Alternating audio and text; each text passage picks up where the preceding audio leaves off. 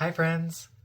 Welcome to day 73 of Quantum Pulse and day 4 of our Shadow series.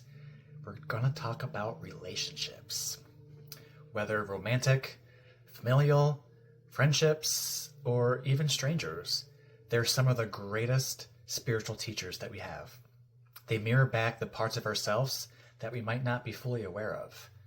The things that we admire in others, they exist within us. The things that trigger us in others, they also exist within us. But instead of seeing relationships as good or bad, what if we saw them as reflections of our own inner world? Topics that we're going to dive into today. The mirror effect. How relationships reflect our hidden wounds and unresolved emotions. Projections. How we see in others what we haven't accepted in ourselves.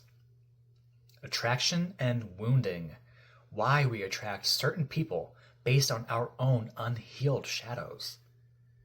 How conflict is a teacher, learning from triggers instead of reacting to them. And healing through relationships, using awareness, communication, and self-reflection. So first, the mirror effect. What are your relationships showing you?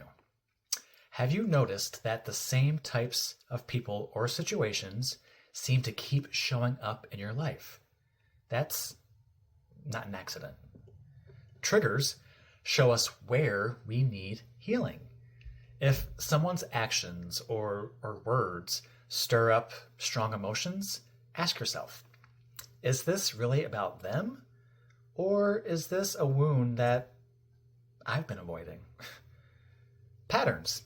They reveal unconscious programming. If you keep attracting similar dynamics like emotionally unavailable partners or controlling friendships, what belief is being reflected back to you? Admiration is also a mirror. So, again, the things that we love in others often exist within us too. So, what if instead of just admiring them, we gave ourselves permission? Permission to embody those same exact traits. Projections, seeing ourselves in others. Projection is when we unconsciously assign our own emotions or fears and insecurities to someone else. If we haven't accepted our own power, we might see confident people as arrogant. If we suppress our own anger, we might think others are just being aggressive towards us all the time. If we judge others harshly, it often means that we judge ourselves just as harshly, if not more so. By bringing awareness to this, we can shift from just blaming others to asking, what part of me is being reflected back here? Attraction and wounding. Why we call in certain people. We don't just attract what we want, we attract what we need to heal. Unhealed wounds are going to attract lessons. If we have deep, I guess not even too deep, but just deep fear of abandonment, we might unconsciously attract emotionally unavailable partners. It's very common. And why? It's to reinforce that wound. Hard to hear, I know. Until we finally face it and truly heal it. Patterns repeat until we break them. If we keep finding ourselves in similar situations, it's not bad luck. It's an invitation to break the cycle. And our relationships shift when we heal, of course. As we integrate our shadows, we naturally start attracting different people and experiences that align with our healed state. It's one of my favorite stories of people during their awakening processes. All these new opportunities and connections. It's beautiful. How conflict is a teacher.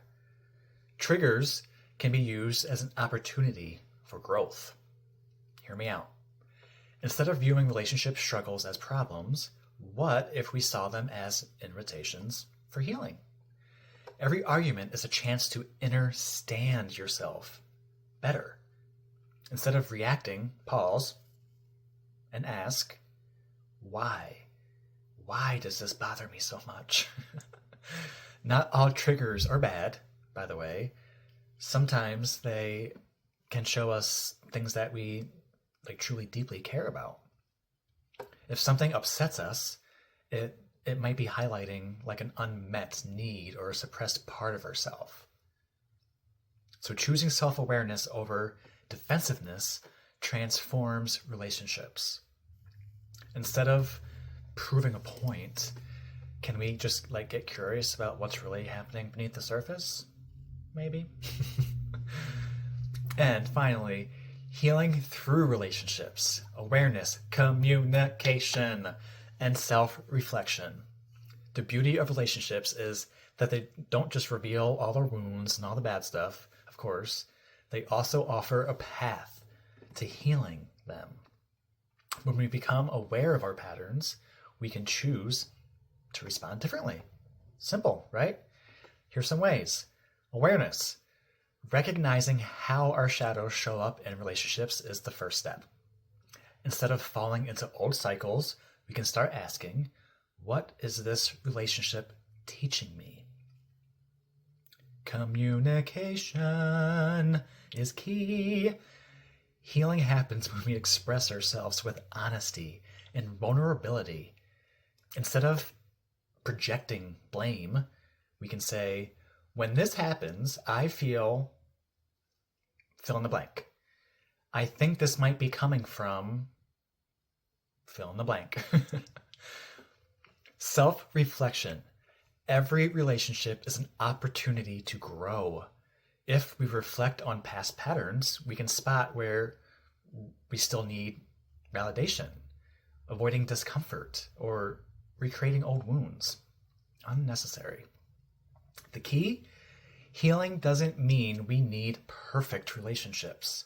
It means we become conscious of how we show up in them. When we stop expecting others to fix what's unresolved in us, we reclaim our power. All right, final thoughts. How can we shift our perspective? Our relationships aren't happening to us, they're happening for us. They're guiding us back to the parts of ourselves that need love and acceptance and healing.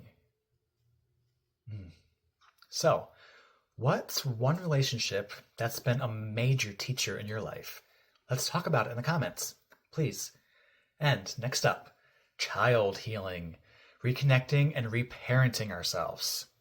Another one you don't want to miss. All right, have an amazing everything. Mwah. Speak soon.